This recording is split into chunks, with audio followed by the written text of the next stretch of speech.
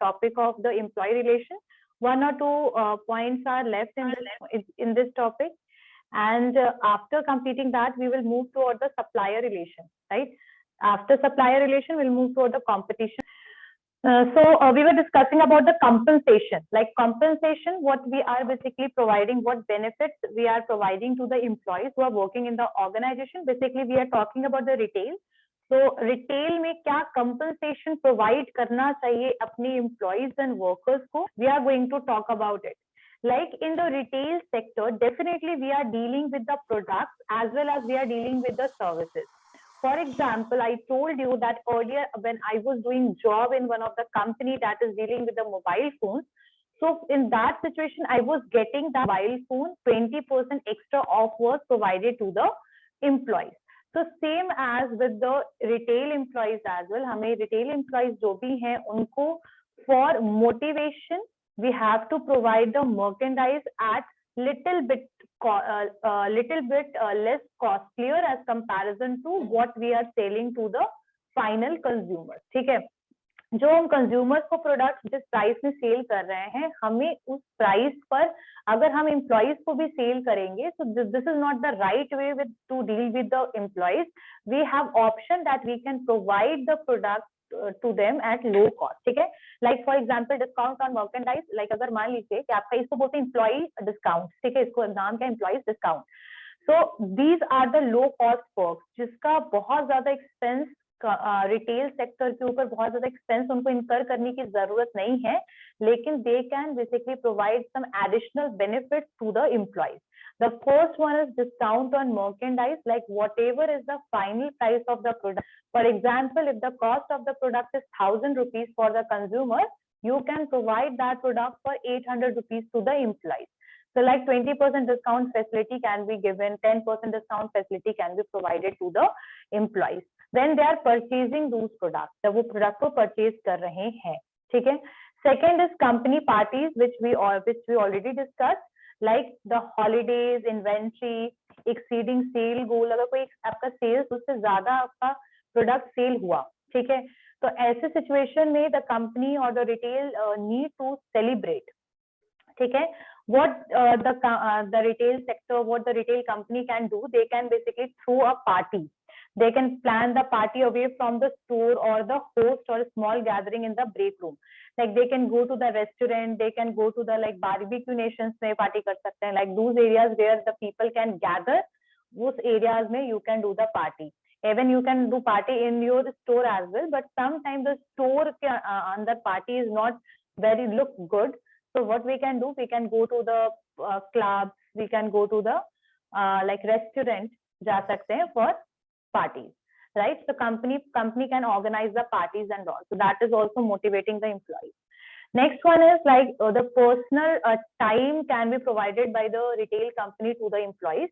Like you can show the generosity by allowing parents off work. जैसे कि अगर कोई family पर है तो उनको एक दिन आप एक्स्ट्रा 2-3 महीने में एक दिन आपने उसको एक्स्ट्रा हॉलीडे दे दिया, क्यों? That they can able to spend the time with the family.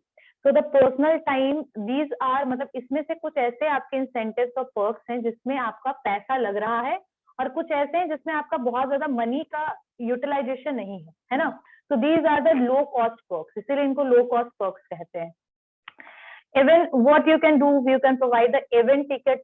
Event tickets का मतलब है कि जैसे कोई भी अगर event हो रहा है आपकी particular उस एरिया में, या फिर कोई वहां पर बोल सकते हैं कि कुछ भी मतलब इवेंट हो रहा है. जैसे मैंने बताया था आपको कि वीवो जो था earlier, देवर अरेंज करते थे वो आईपीएल मैचेस वगैरह जो स्पॉन्सर करते थे, तो उनके इवेंट्स के मतलब उस मैच के टिकट्स अवेलेबल होते थे. तो जहाँ आसपास हो रहे हैं टिकट्स वगैरह, वो सारे टिकट्स वगैरह भी आप अगर चाहें तो you can provide to the employees. और अगर जो इवेंट हो रहा है that is linked with the retail company, अगर वो कंपनी के साथ लिंक है, तो ऐसे सिचुएशन में you can provide the show ticket free of cost or either on the discounted rate. ठीक है. और next one is free food. हाँ, लेकिन वो टिकट्स के लिए आप ये कर सकते हो, you can set the goal like once this sales goal is achieved, then after that you will get the ticket free of cost. So such kind of thing that is even going to help you to increase the sales as well as it is going to motivate the employee. Next one is free food option.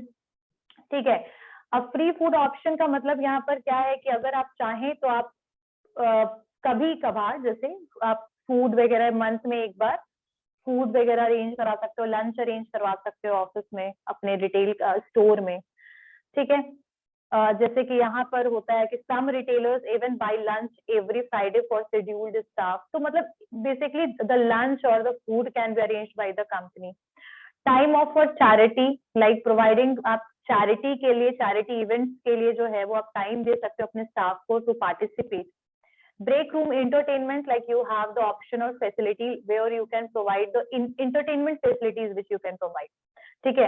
जैसे आपने देखा कि आपके college में भी आपको 2 October को we all saw the movie on the Mahatma Gandhi, right? So this is a kind of thing, like the movie time and all these things can be motivate the people.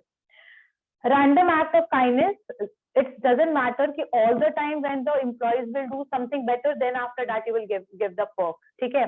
कभी कभार एक simple recognition और एक appraisal भी जो होता है, that matters a lot for the employees. So even the random act of kindness can be provided by the employer to the employee, and it is going to improve the employee's morale. So I guess this point is clear to all of you. Compensation is clear? Yes ma'am. Okay. Ma'am एक बार personal time बताइएगा फिर से। क्या होता है, it is related with the family time, like personal life से related ये बात हुई, ठीक है। Like professionally when we are doing job, like I am doing job 9 to 6, so this is my professional time, right?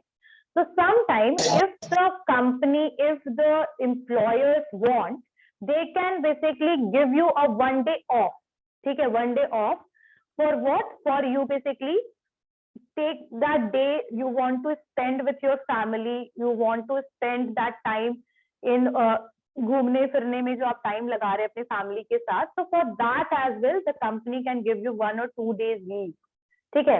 तो personal time का यहाँ मतलब यही हुआ कि लाइक अगर बुक के हिसाब से देखा जाए तो यही बताया जा रहा है, so your generosity by allowing parents of work when school is out for teachers in service or other holidays, personal days off should not be confused with the vacation time. So they are not talking about the vacation कि आप holiday vacation के लिए 7 दिन के लिए दे रहे हैं, जैसे कि गवर्नमेंट जॉब वाले पर्सन को मिलता है वेकेशन का 3 साल में एक बार LTC मिलता है, तो ये उसके बारे में नहीं बात कर रहा, it's talking about the normal leaves which the basically company can provide to the employees, right? Like you can take that time for spending with your family, ठीक है। तो ये पर्सनल टाइम उसके बारे में बता रहा है। समझ में आई बात नमन? नमन अच्छा क्वेश्चन पूछा और खुद ही पता नहीं कहाँ यस मैम है, म्यूट नहीं हो रहा था। ओके चलिए क्लियर हो गया, ठीक है। Next one is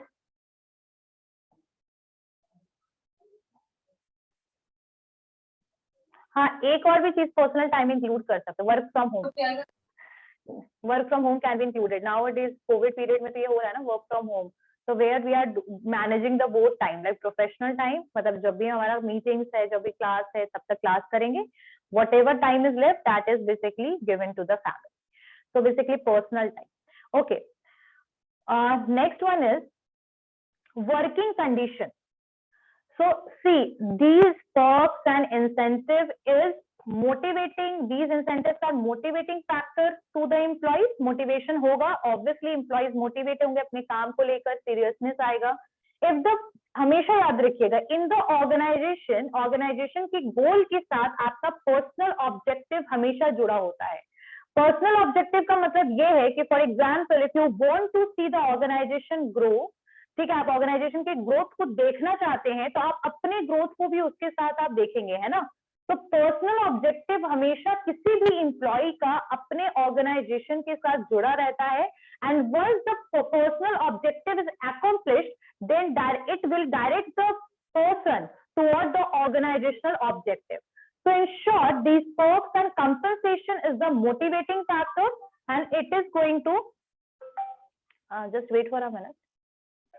So this is what the compensation works. And यहाँ पर कुछ और भी points है जो रह गए हैं। लो कॉस्ट perk के साथ यहाँ पर कुछ और चीजों को हमेशा ऐड करना, salary increment, salary appraisal, salary on time, wage, fair wage. So these points are also included in the compensation. ठीक है, give them what they really want.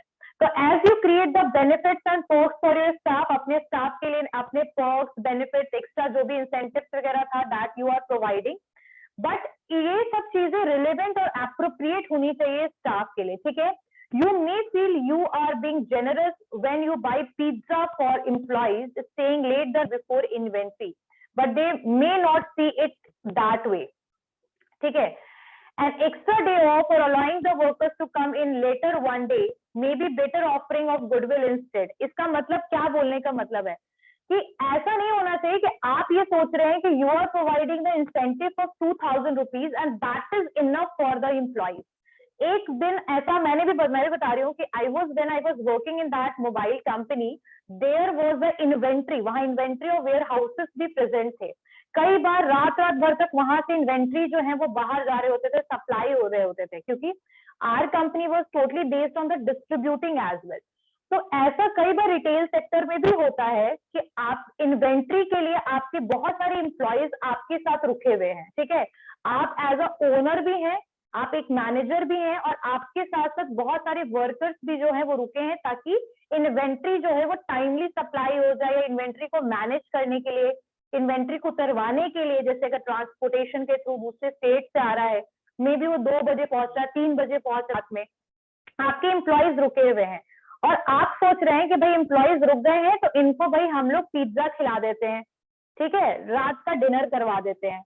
So if you're thinking that this pizza is enough for the employee, then you are wrong. Because maybe after that time, मतलब 2 बजे तो कोई person अगर किसी office में रुका हुआ है तो that person want one day leave. उसको एक दिन की छुट्टी की जरूरत है, ना कि आपके पिज्जा की. So always remember that what basically employees want. Sometimes the perks or incentive, whatever you are providing, it is not going to cover that what the basically the employees faces. ठीक है, 2-3 बजे तक कोई person रुका रहेगा, उसको कितना tiredness हो जाएगा, ठीक है. There are multiple problems and the person who is suffering from the health issues, उससे health issues से भी मतलब health पे इफेक्ट पड़ेगा. So these things require, इसके लिए आपको क्या चीज की जरूरत है, रेस्ट की रिक्वायरमेंट है, और आप उनको पिज्जा खिला रहे हैं. तो ये चीज हमेशा याद रखिएगा कि whatever employees want, just try to give incentive and perks and compensation in that way. Clear? क्या समझ में? Everyone?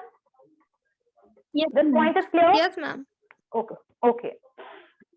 चलिए, वर्किंग कंडीशन. तो रिटेल सेल्स जॉब डिस्क्रिप्शन की अगर हम बात करें, वर्किंग कंडीशन का मतलब क्या होता है? What is the meaning of working condition? Working condition का मतलब है कि where, what is the surrounding and what is the environment and how you are basically making the employees efficient to work in that office or in that retail. For example, if there is it is talking about the facilities, infrastructure, atmosphere, employees behavior, everything is basically making the working condition. अगर मान लीजिए मैं आपको एक example दे रही हूँ कि if you will join any of the company में बहुत अच्छा सब कुछ, आपकी सैलरी टाइम पे मिल रही है, you are getting benefits, incentive and everything is okay, but the management or the manager is not talking to you in a proper way. Do you think that in that case the working conditions for you is better? What do you think? Obviously No, ma'am. No. So the same here. और working condition जो होता है कई बार अलग अलग employees के लिए vary करता है, ठीक है, और कुछ जनरल होते हैं आपकी फैसिलिटीज जो सारे वर्कर्स को इफेक्ट करता है दोनों तरीके से, ठीक है, पॉजिटिवली और निगेटिवली. अब यहाँ पर आपके जो सेल्स पर्सन हैं, ये they help the customers to find what they are looking for. तो बेसिकली जो सेल्स पर्सन है, they are always linked with customers and they are basically appointed to deal with the customers. ठीक है, they try to them, मतलब वो इतना ज्यादा उनको persuade करते हैं, influence करते हैं ताकि वो merchandise जो है, जो प्रोडक्ट है, merchandise क्या है, जो प्रोडक्ट ऑफर किया जा रहा है सेल करने के लिए, inventory that is kept in a stock in a warehouse. ठीक है, तो merchandise वो पर्सन खरीद ले, मतलब कि जो आपका कस्टमर है वो merchandise को परचेज कर ले, इसके लिए सेल्स पर्सन कितना ज्यादा कोशिश करते हैं, एकदम अपना बेस्ट देते हैं वो, है ना. Employment fact for retail sales, पता नहीं व्हाई दे रोट. तो रिटेल सेल्स पर्सन जो है लगभग उनका about 4.5 million wage based and salaried jobs in 2007, मतलब कि इसमें जो रिटेल सेल्स पर्सन है उसमें अराउंड 4.5 मिलियन जो पर्सन है they are wage based. Wage based का मतलब पता है क्या होता है? जो डेली वेज पे काम करते हैं, जिसको दिहाड़ी कहते हैं हम लोग, सुना होगा तुम लोगों ने, ठीक है। तो 2007 की अगर हम बात करें तो यहाँ पर कुछ ट्रेड्स हैं which is given that for the career in the retail sale, ठीक है। Tact and patience to deal with the difficult customers, so I guess these points we ordered multiple times, यानी कि किस तरीके का एटमोस्फेयर देना चाहिए कि मतलब कस्टमर डिफिकल्ट कस्टमर के साथ डील कर पाए। इंटरेस्ट इन सेल्स वर्क, यानी कि जो भी पर्सन को हम हायर कर रहे हैं that person is interested in sales. Why they wrote this? These are not as such relevant. The working condition is something different, but they are talking about that what kind of eligibility is required for the retail sales job description. So the retail sales है वो क्या करते हैं? They have to be patient. They have interested in sales work. A neat appearance, like it is talking about the personality and the way you are carrying yourself. So आपका जो retail sales person है वो properly अपने आप को carry करना उसको आना चाहिए।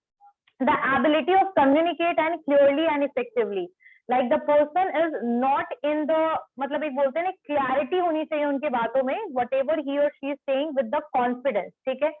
So this is something required in the sales person. It is not talking about the working condition, but let me tell you what is the meaning of working condition. Working condition क्या होता है, इसको लिख लीजिए कहीं पर। Ma'am ये अभी जो कॉम्पेंसेशन आप बताई हैं उसमें मैम एक चीज हो सकता है क्या नॉन मॉनेटरी में, जैसे परफॉर्मेंस अप्रेजल, बिल्कुल, recognition and appreciation.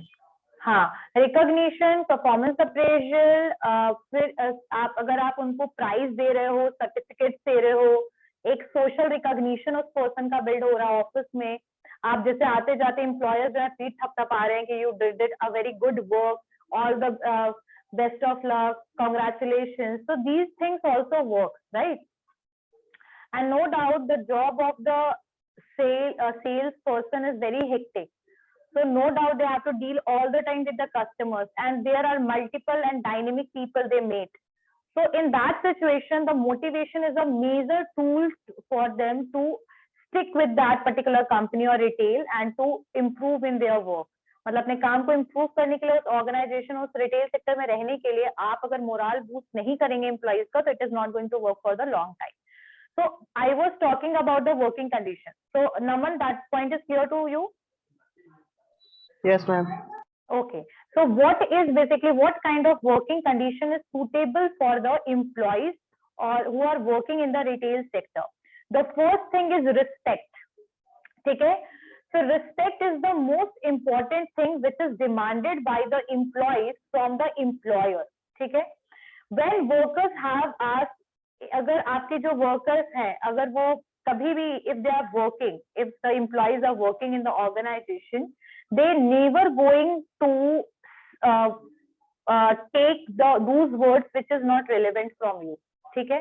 So if you are an employer and if you are giving the job to the employee, doesn't mean that person is a slave, but no doubt that person is responsible for doing work in the organization.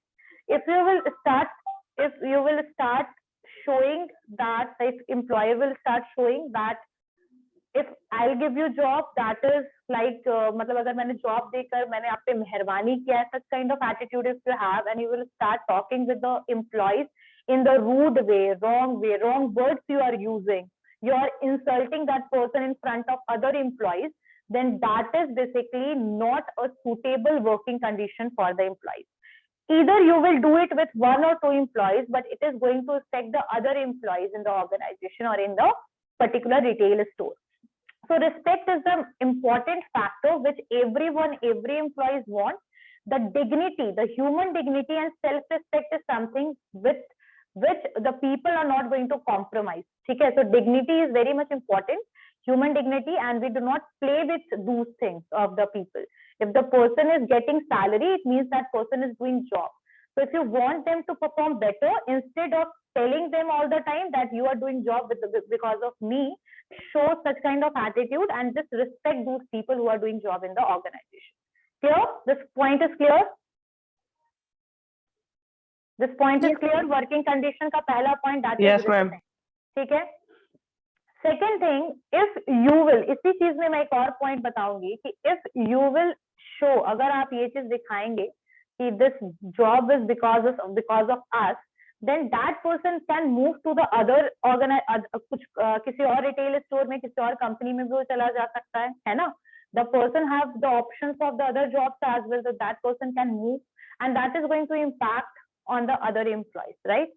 And second thing, if you want that the people, the employees will see your organization or your retail store as their own, then after that they will use their potential. So it is basically very much important that you have to give respect to the employees. ठीक है? Next one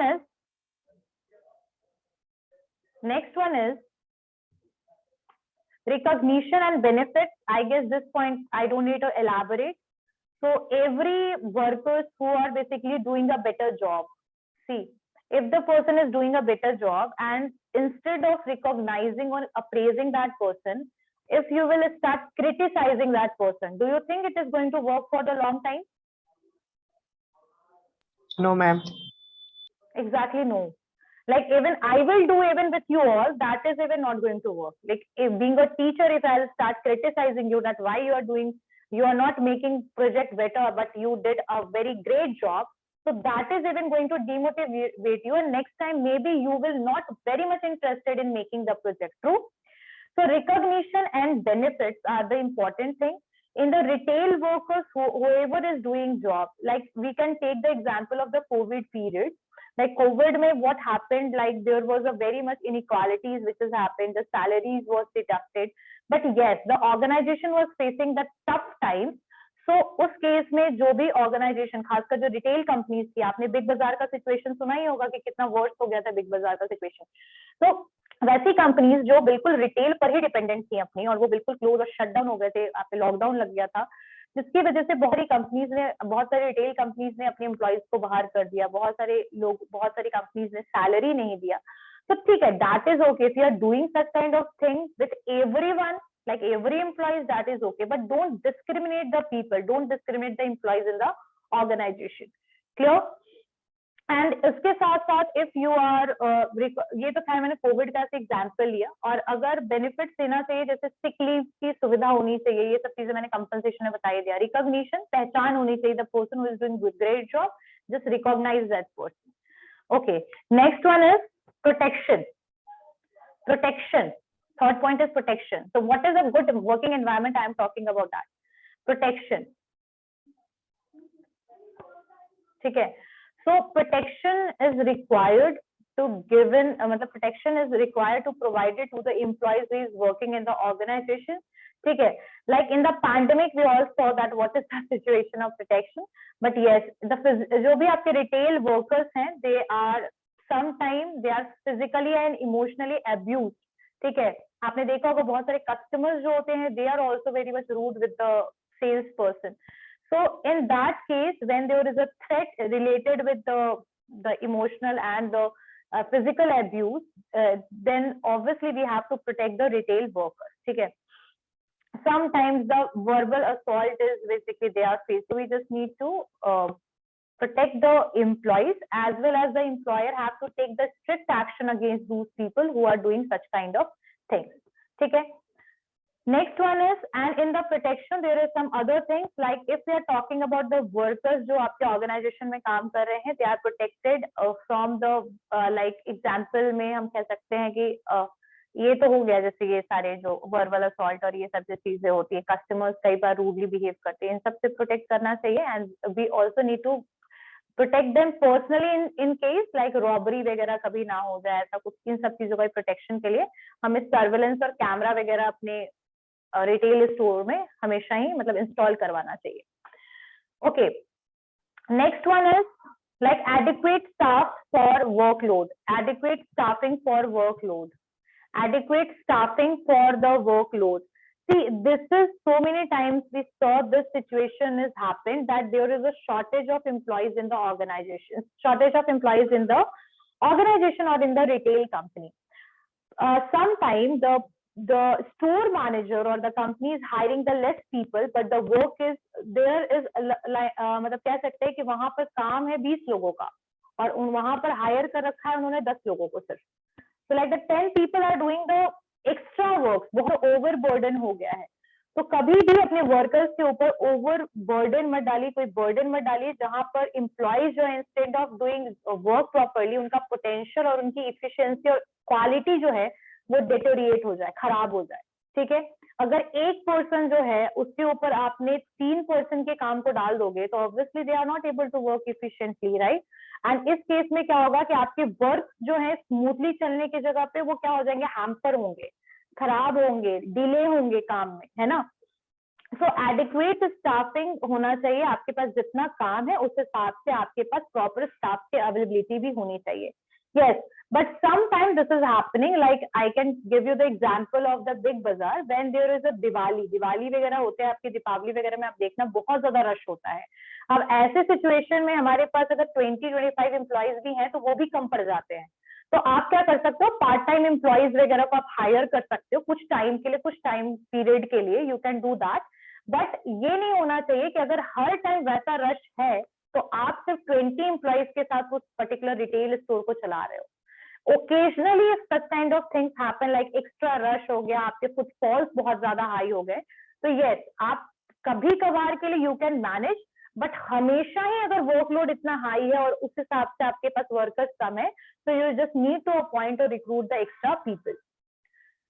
next one is predictable schedule. Predictable schedule. So whatever schedule you are making, that is a suitable one. अब for example, अगर कोई retail store opening का time 10 AM है, so you cannot call the people at 6 AM. आ रही बात समझ में? Points clear हो रहे हैं सबको? Yes ma'am, time punctuation. हाँ. So predictable schedule से यहाँ पर मतलब है कि for retail workers, consistent and dependable schedules are few and far between. तो यहाँ पर ऐसा मैंने बताया कि वर्किंग कंडीशन बेटर कब होगा, आपने जो शेड्यूल बनाया that is suitable to for the workers.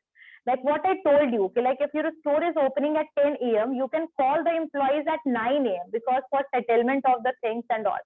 But you cannot call them at 5 AM or 6 AM because the timing of the retail का जो टाइम है वो है 10 बजे, तो आप 5 और 6 बजे नहीं एम्प्लॉइज को बुलाओगे. ठीक है, if the closing time is 9, you can tell them to go at 10 because obviously 1 hour is required for settlement or not. But never use such kind of thing. Like आप ऐसा नहीं कर सकते हैं कि आप एम्प्लॉइज को किसी भी टाइम पे बुला रहे हैं, किसी भी टाइम पे भेज रहे हैं. whatever scheduled time is given on the offer letter, try to follow that only.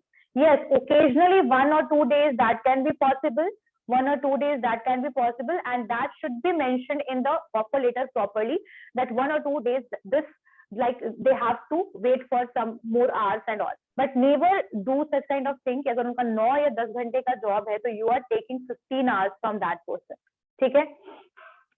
उसके अलावा कई बार ये जो है एम्प्लॉइज के लिए क्या प्रॉब्लम हो जाता है कि like they are not getting the overtime. Instead even they are doing the overtime but they are not getting the overtime options जो है. अगर आप उनसे जबरदस्ती काम करा रहे हो और वो काम कर रहे हैं और आप पैसा नहीं दे रहे हो, तो this is a harsh behaviour of the employer towards the employee. ठीक है. And second thing, if just make the over time voluntary. Voluntary का मतलब समझते हो क्या होता है कि पर्सन जो एम्प्लॉइज है ना वो खुद से एक्सेप्ट करे कि वो ओवर टाइम करना चाहते हैं आपके रिटेल स्टोर में, अगर रिक्वायरमेंट है तो. क्यों ऐसे अगर आप वॉलेंट्री इसको बनाओगे तो पीपल खुद से इसको एक्सेप्ट करेंगे. लेकिन एक्सेप्टेंस भी तब होगा जब आप इसके लिए ओवर टाइम का इंसेंटिव और पैसे जो है वो प्रोवाइड कर रहे हो.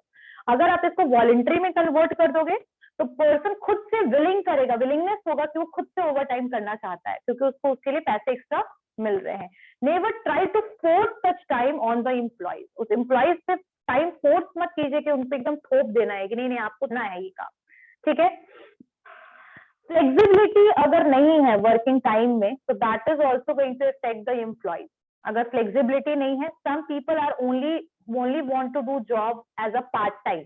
ठीक है, अगर वो पार्ट टाइम काम करना चाहते हैं तो just give them facility for doing part time. जैसे कि मान लीजिए कि हमें पता है कि जो रिटेल स्टोर है उसमें रश का ज्यादा एक्स्ट्रा रश और ज्यादातर कस्टमर 3 to 8 पीएम में ज्यादा आते हैं, तो what you can do, you can hire the person for that particular time period कि yes you can do 5 hours work at this period, ठीक है. So you have to provide the flexibility. So if there is a no flexibility in the organization related with that timing, so it might be possible that it is going to affect the employees. ठीक है. Next one is and just try to make, मतलब ऐसा schedule दीजिए, time ऐसा schedule बनाइए that they are able to balance their personal and professional life. ऐसा नहीं हो कि सिर्फ प्रोफेशनल लाइफ बचे, पर्सनल लाइफ पे उसका बहुत ही बुरा इफेक्ट पड़े, है ना. Next one is improving the retail workers experience. Improving the retail workers experience. Improving the retail workers experience.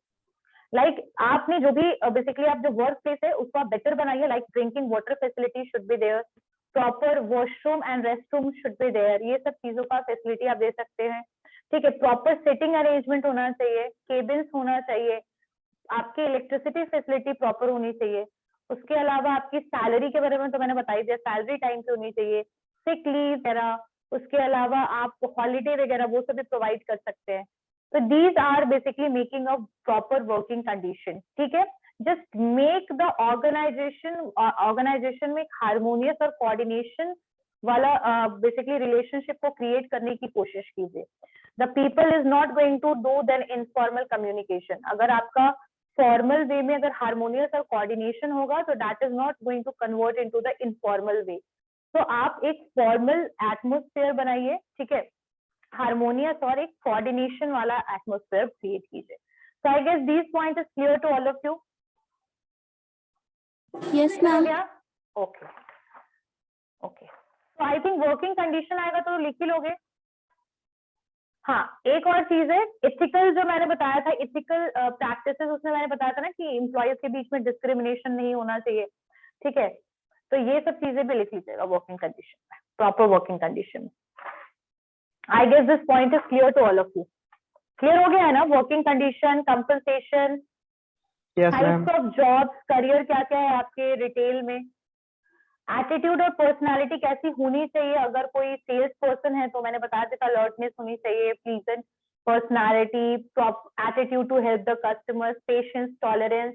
Store manager का इसी तरीके से क्वालिटी मैंने बता दिया है, तो वो सब लिख लेना, ठीक है. नेक्स्ट है कि आपका जो एक और मैंने बताया था turnover, high labour turnover. Like why this kind of condition can be arise. क्यों ऐसा होता है? When the employees are not happy in the organisation, when they are not getting the favourable working condition. So I guess these points are clear. What are discussion between the employers and employees? Pay, bonuses, the work environment, disputes, work schedules, grievances. So these points are also clear. Okay, let's move toward the next point, that is supplier relation. That is supplier relation. Okay, so can anyone tell me who are suppliers? Who are suppliers? Ma'am जो किसी organisation को raw material या फिर half finished good supply करें. So basically जो आपके suppliers होंगे, just wait for a minute.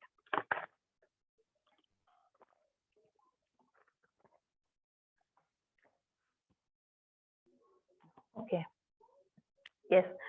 So the suppliers की अगर मैं बात करूँ रिटेल में, ऐसे तो सप्लायर वही होते हैं जो रॉ मटेरियल वगैरह सप्लाई करते हैं प्रोड्यूसर को, मैन्युफैक्चरर को, तो they are also suppliers. In the retail sector, the wholesaler, the manufacturers are the basically suppliers because they are supplying the goods. They are supplying the goods for selling purpose, है ना. और कहाँ हम cell करते हैं retailer? They are going to sell it to the customer, ठीक है. Sir, we are going to talk about what is the benefit of the supplier relationship management. अच्छा, मैं एक point is the buyer supplier relationship अगर बोला जाए तो. So the retailers can be buyer at one time, then the company is supplying the goods to the retail. Okay, so there are some challenges with this by the buyer supplier relationship. First point is not investigating the supplier's track record.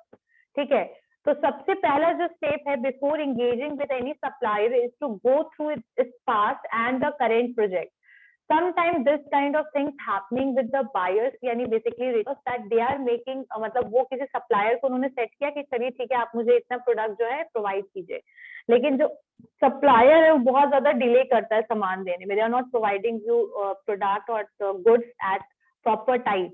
So not investigating the supplier's record, track record is one of the problematic things that can be created in your retail store. ठीक है, so before you are engaging with any supplier, what we need to do, we need to track the record, past record of that supplier, that with whom they are dealing with and what kind of procedure they are using, what is the credit facility which the supplier is providing to the buyer. So we just need to track all the past records, investigate it, and also we have a knowledge about the tax and legal implications of everything. If that supplier is even engaged in exporting and importing, and we have to check them in the legal aspect as well, if we are basically taking the products from that particular supplier. Okay, so it is, if you are checking all those things before making any kind of agreement and all, then that is going to be beneficial for you. ठीक है, आपके लिए beneficial होगा अगर आपने supplier के साथ deal करने से पहले ही सारी चीजों को देख लिया, इंस्पेक्ट कर लिया, otherwise it is going to आपके रिलेशन है उस पर ये बहुत ज्यादा वर्स्ट इफेक्ट डालेगा when the other things will be disclose after the agreement. Clear? This point is clear? Second one is overlooking their industry's business culture. यानी कि first of all you have to see that from where we are getting the product, like who are the suppliers, right? Where that supplier is situated, where its office is located. We have to see all those things, and we have to look upon the industry. Like if we are the retail company, so our working atmosphere and the way of working or way of doing the procedure, that can be even different from the supplier's procedure or the environment. So we have to check the cultures as well. There can be the differences between the culture of the suppliers and the retailer. Clear? Point is clear? Yes, ma'am. Okay. Communication gap.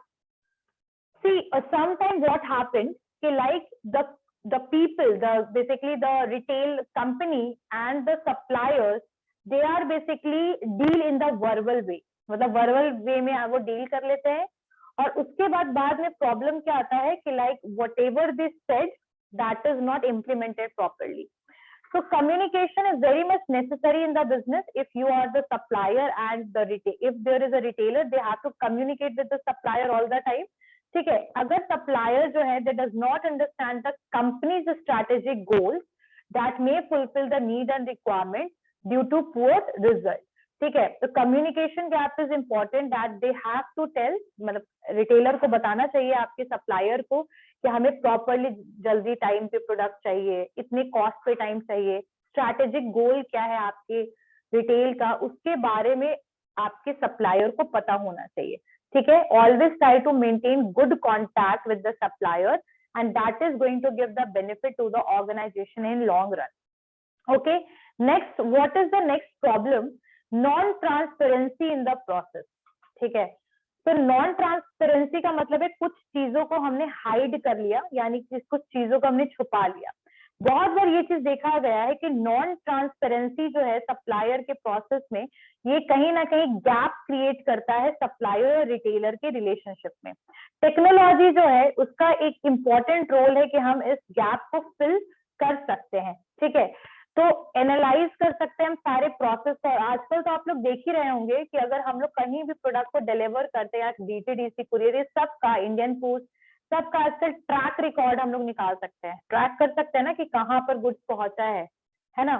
तो technology जो है आजकल वो बहुत important role play कर रहा है इस गैप को फिल करने के लिए, और ये एनालाइज कर रहा है whole process more efficient by using an online method. So from where we are getting the product, from where the supplier is supplying the product, we can easily able to track it, easily able to get the information about it through online methods. ठीक है, so non-transparency in the process, sometimes it is going to hamper the whole system of the supply chain. So we have to use the method, we have to use the technology to fill this gap. ठीक है, like what we can do, like we can get the online, बहुत सारी चीजें हमें मिल सकती हैं, जैसे कि कब वहां से प्रोडक्ट जो है कब सप्लाई के लिए निकला, परचेज ऑर्डर क्या है, इनवॉइस मैनेजमेंट टूल वगैरह, इनवॉइस एरा, ठीक है। So everything we are able to track, even the where from where it is we are getting the product and where the truck से अगर आ रहा है by roadways, so we are able to get that where that truck is right now. So we are able to track those things. So transparency is important. So non-transparency is a bigger issue in the retail. Burdening the already overburdened supplier. See, if you are getting, अगर आपने किसी भी supplier के साथ deal किया है, तो हमेशा देख लीजिएगा कि वो ऑलरेडी कितने सारे उनके पार्टीज अवेलेबल हैं, ठीक है, जिसके साथ वो डील कर रही है। अगर मान लीजिए वो कंपनी के पास ऑलरेडी 100 से ऊपर पार्टीज हैं, तो ऐसे सिचुएशन में आपके प्रोडक्ट के साथ प्रोडक्ट को मिलने में टाइमली दिक्कत हो सकती है। तो सप्लायर्स कई बार बहुत सारे ऑर्गेनाइजेशन के साथ एक साथ डील करती है, रिटेल ऑर्गेनाइजेशन के साथ, और इसकी वजह से ऑर्डर डिलीवरी में लेट हो जाता है और कई बार आपका प्रोडक्ट अनअवेलेबल हो जाता है। जैसे आपने जिस प्रोडक्ट का डिमांड किया वो प्रोडक्ट अनअवेलेबल हो गया। क्यों अनअवेलेबल हो गया? बिकॉज क्यों अनअवेलेबल हो गया? क्योंकि वो प्रोडक्ट जो है वो किसी और ऑर्गेनाइजेशन या रिटेल में चला गया, रिटेल ऑर्गेनाइजेशन में या रिटेल कंपनी में प्रोवाइड कर दिया गया। तो always take this as a information, like जो सप्लायर ऑलरेडी जिनका बहुत ज्यादा ऑर्गेनाइजेशन के साथ डील है, just try to avoid those suppliers, ठीक है, because वो overburden हो जाएंगे और because they are getting the benefit they will take your deal, वो deal तो कर लेंगे, लेकिन there is a high risk which is related with the unavailability of product and the delaying of the product, delayed product delivery can be possible, ठीक है।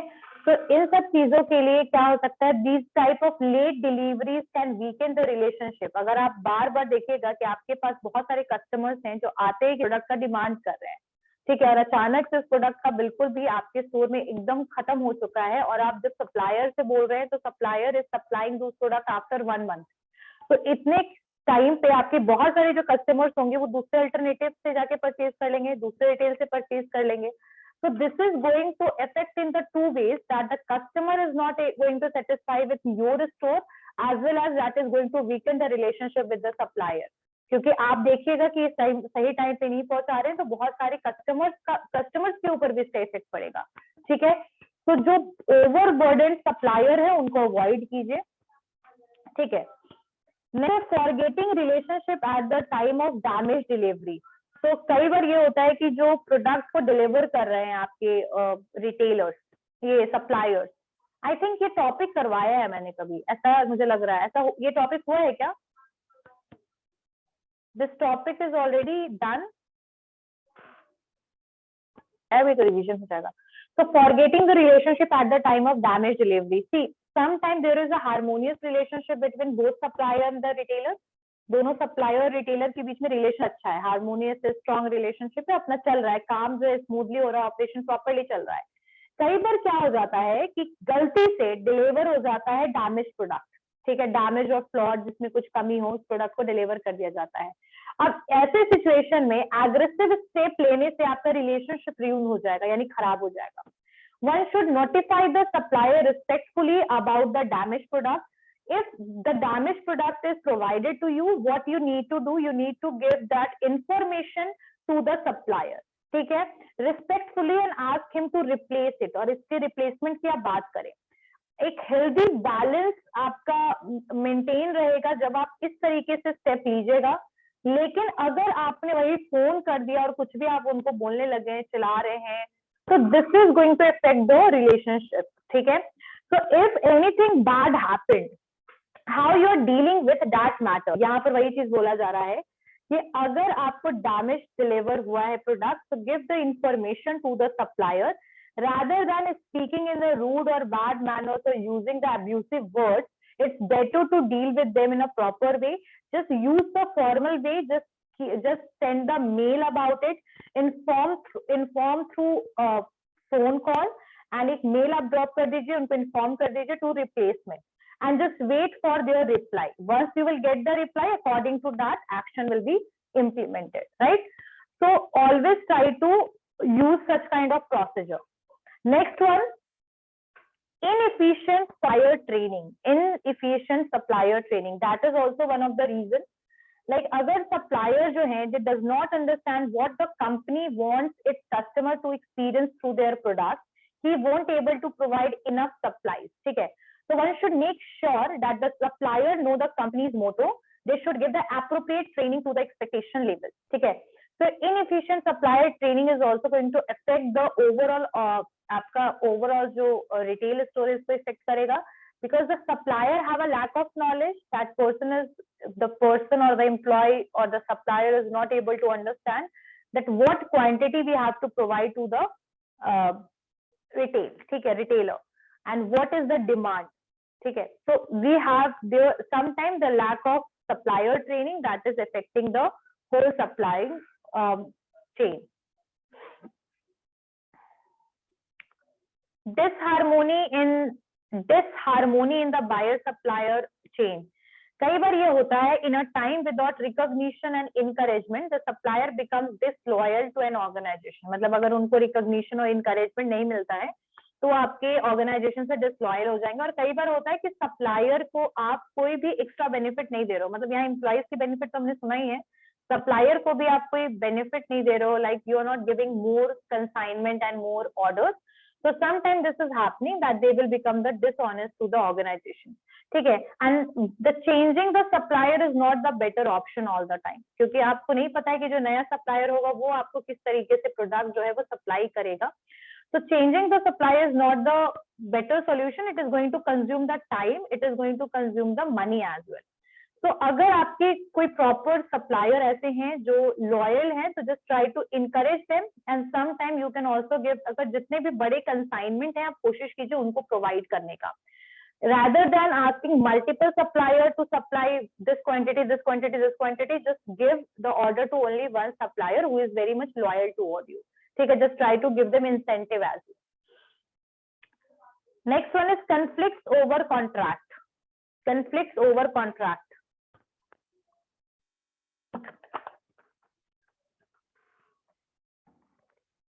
Conflicts over contract.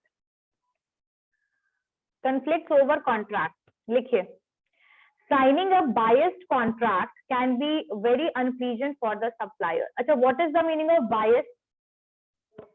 बताओ ma'am, एक तरफा या फिर किसी एक के फेवर में। हाँ बिल्कुल, कभी भी बायस्ड कॉन्ट्रैक्ट नहीं होना चाहिए जिसमें बहुत ज्यादा डिस्क्रिमिनेशन हो रहा हो। ठीक है, अगर ऐसा कुछ होगा कि लाइक जहां पर सप्लायर का बेनिफिट कम है और आपके रिटेल का बेनिफिट ज्यादा है, रिटेल ऑर्गेनाइजेशन है कंपनी का, तो ऐसे सिचुएशन में अगर वो साइन करता है तो that will make the supplier unpleasant. ठीक है, अनप्लीजेंट होगा सप्लायर के लिए। वन शुड मेक श्योर कि कॉन्ट्रैक्ट में दोनों पार्टीज का बेनिफिट शामिल हो। ऐसा नहीं हो कि सिर्फ सप्लायर का बेनिफिट है और ऐसा ना हो कि सिर्फ रिटेलर का बेनिफिट है। कॉन्ट्रैक्ट जो है दोनों पार्टीज को प्रॉपरली पढ़ना चाहिए, दोनों पार्टीज को पढ़ना चाहिए, और साथ साथ में they have to carefully review it after, मतलब फाइनलाइज करने से पहले उनको रिव्यू कर लेना चाहिए प्रॉपरली। ठीक है, कि दोनों जो पार्टी हैं वो दोनों एक बार पढ़ ले, दोनों का कंसेंट हो। कंसेंट का मतलब क्या हुआ, दोनों की रजामंदी हो उस पर्टिकुलर कॉन्ट्रैक्ट को लेकर के। ऐसा नहीं होना चाहिए कि बस एक पार्टी को लग रहा है अरे नहीं ये तो बहुत सही है, और भाई रिटेलर ने अगर कॉन्ट्रैक्ट बनवाया है तो उसने सप्लायर के बेनिफिट्स को ऐड ऑन नहीं किया, अगर उसने सप्लायर ने अगर बनाया है ये आपका कॉन्ट्रैक्ट तो उसने रिटेलर के बेनिफिट्स को ऐड ऑन नहीं किया। Don't do this. ठीक है, दोनों को इस पर्टिकुलर कॉन्ट्रैक्ट को रिव्यू करना चाहिए, पढ़ना चाहिए, फिर जाकर के उनको फाइनलाइज करना चाहिए। ठीक है, बहुत सारे ऐसे ऑर्गेनाइजेशन हैं now they are now understanding the importance of the buyer supplier relationship management. ठीक है, तो ये जो एफर्ट होना चाहिए हार्मोनियस रिलेशन का, ये दोनों की तरफ से होना चाहिए। अगर सप्लायर भी अपने तरफ से बहुत सारी ट्रांसपेरेंसी नहीं है, प्रोसीजर को फुली फुलफिल नहीं कर रहा है, तो ऐसे केस में आपके रिटेलर कितने भी कोशिश करे वो हार्मोनियस रिलेशनशिप बिल्ड नहीं होगा। तो ये इसका जो हार्मोनियस रिलेशनशिप का कंट्रीब्यूशन है ये दोनों तरफ से होना चाहिए। ठीक है, और आजकल तो एसआरएम का यूज हो रहा है, जैसे सीआरएम है ना, कस्टमर रिलेशनशिप मैनेजमेंट, वैसे अब एसआरएम भी है, सप्लायर रिलेशनशिप मैनेजमेंट। उसके अलावा और भी बहुत सारी चीजें हैं कि आपको ध्यान रखना चाहिए। It is related with the इनवॉइसेरा। इनवॉइसेरा क्या है? इनवॉइसेरा आपका एक ऑनलाइन इनवॉइसिंग टूल है जो कि आपका इफेक्टिव मैनेज मतलब बायर सप्लाई रिलेशनशिप को मैनेज करने के लिए हेल्पफुल है। अब इनवॉइसेरा क्या है वो मैं थोड़ा कल नेक्स्ट क्लास में आपको एक बार बता दूंगी इनवॉइसेरा क्या है। आप लोग को क्लियर हो गया सारा पॉइंट? हाँ, यस मैम। क्लियर हुआ सबको everyone? Yes yes ma'am. Ma'am. Okay, मैंने बहुत लेमन लैंग्वेज में पढ़ाया तुम लोग को, बहुत सारे टर्म्स नहीं बताए हैं, लेकिन अगर आप लोग उसको अच्छे से लिख लेना, कहीं पर लिखना सारे पॉइंट्स को।